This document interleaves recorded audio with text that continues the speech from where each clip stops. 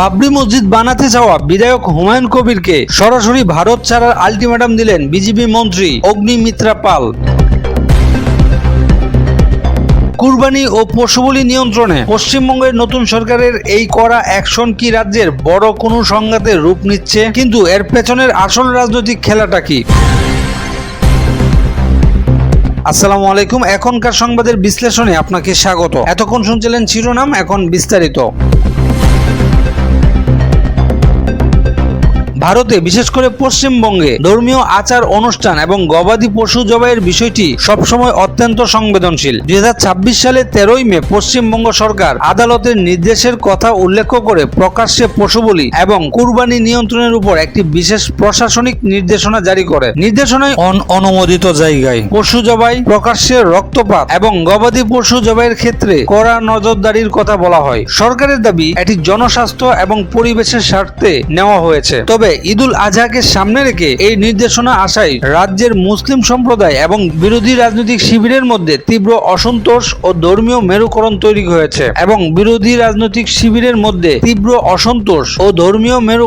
হয়েছে সরকারি এই নির্দেশনার পরই রাজ্যের নওদা এলাকার প্রভাবশালী বিধায়ক হুমায়ুন কবির এবং বিজেপি নেত্রী তথা মন্ত্রী অগ্নিমিত্রা পাল এক চরম রাজনৈতিক বাদানবদে জড়িয়ে পড়েন। প্রকাশ্যে আসা এই বিতর্কের মূল ও বিস্ফোরক তত্ত্বগুলো কি ছিল? প্রথমত, বিধায়কের হুঁশিয়ারি। বিধায়ক হুমায়ুন কবির প্রকাশ্যে কুরবানির উপর বিধিনিষেধের তীব্র বিরোধিতা করে বলেন, কুরবানি মুসলিমদের একটি অত্যন্ত গুরুত্বপূর্ণ ধর্মীয় অধিকার। রাজ্যে বিপুল সংখ্যক মানুষ গরুর মাংস ভক্ষণ করেন এবং কুরবানি বন্ধ করতে হলে কসাইখানাও বন্ধ করতে হবে। কোনো প্রশাসনিক নির্দেশ দিয়ে এই ধর্মীয় আচরণ বন্ধ করা যাবে না। দ্বিতীয়ত, বিজেপি মন্ত্রীর কড়া জবাব। হুমায়ুন কবিরের এই বক্তব্যের জবাবে বিজেপি মন্ত্রী অগ্নিমিত্রা পাল অত্যন্ত কড়া প্রতিক্রিয়া দেখান। তিনি সাফ জানিয়ে দেন, ভারতে বসবাস করতে হলে দেশের আইন এবং সরকারি নিয়ম মেনেই চলতে হবে। তৃতীয়ত, ভারত ছাড়ার পরামর্শ। অগ্নিমিত্রা পাল আরো যোগ করেন, যদি দেশের আইন বা নিয়ম মানতে কারো আপত্তি থাকে তবে তিনি চাইলে অন্য কোথাও বা অন্য দেশে চলে যেতে পারেন। আসন্ন কুরবানির ঈদকে কেন্দ্র করে দুই নেতার এমন মুখোমুখি অবস্থান সামাজিক যোগাযোগ মাধ্যমে দাবানলের মতো ছড়িয়ে পড়েছে। বিজেপির সমর্থক ও সনাতন ধর্মাবলম্বীদের একটি বড় অংশ সরকারের এই সিদ্ধান্তকে স্বাগত জানিয়ে বলছেন, জনস্বাস্থ্য ও পরিবেশের স্বার্থে প্রকাশ্যে রক্তপাত বন্ধ হওয়া উচিত এবং আইন সবার জন্যই সমান হওয়া উচিত। তবে এর বিপরীতে রাজ্যের মুসলিম সম্প্রদায় এবং সাধারণ নেটিজেনদের একটি বিশাল অংশ তীব্র ক্ষোভ প্রকাশ করেছেন। তাদের মতে এই নির্দেশনা সংখ্যালঘু সম্প্রদায়ের ধর্মীয় স্বাধীনতার উপর সরাসরি হস্তক্ষেপ। বিশেষ করে একজন নির্বাচিত জনপ্রতিনিধিকে অন্য কোথাও চলে যাওয়ার মতো মন্তব্য করায় অগ্নিমিত্রা পালের বিরুদ্ধে উস্কানিমূলক রাজনীতি ও ধর্মীয় মেরুকরণ সৃষ্টির অভিযোগ তুলছেন অনেকে।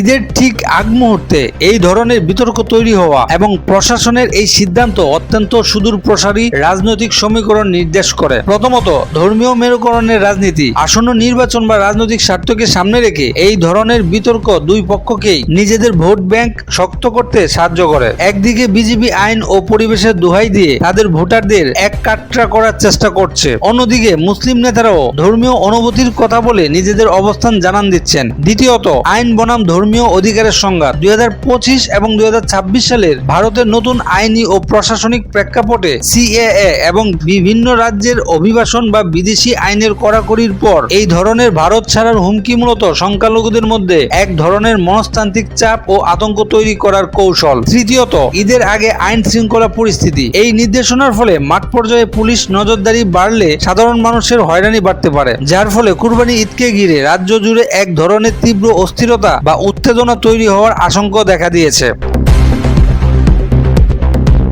জনস্বাস্থ্য ও আদালতের আদেশের নামে কুরবানির ওপর এই ধরনের নিয়ন্ত্রণ আরোপ করা কি আসলেই যুক্তিযুক্ত, নাকি এর পেছনে লুকিয়ে আছে কেবলই ধর্মীয় মেরুকরণের নোংরা রাজনীতি? আপনার কি মনে হয়, ধর্মীয় আচার পালনের ক্ষেত্রে সরকারি বিধিনিষেধ এবং মন্ত্রীর এই অন্য দেশে চলে যাওয়ার মন্তব্য কতটা গ্রহণযোগ্য? আপনার মূল্যবান মতামত আমাদের কমেন্টে জানাতে পারেন। এই ছিল এখনকার সংবাদের বিশ্লেষণ। এই রকম তথ্যবহুল ও বিশ্লেষণধর্মী খবর পেতে আমাদের সাথেই থাকুন। ধন্যবাদ।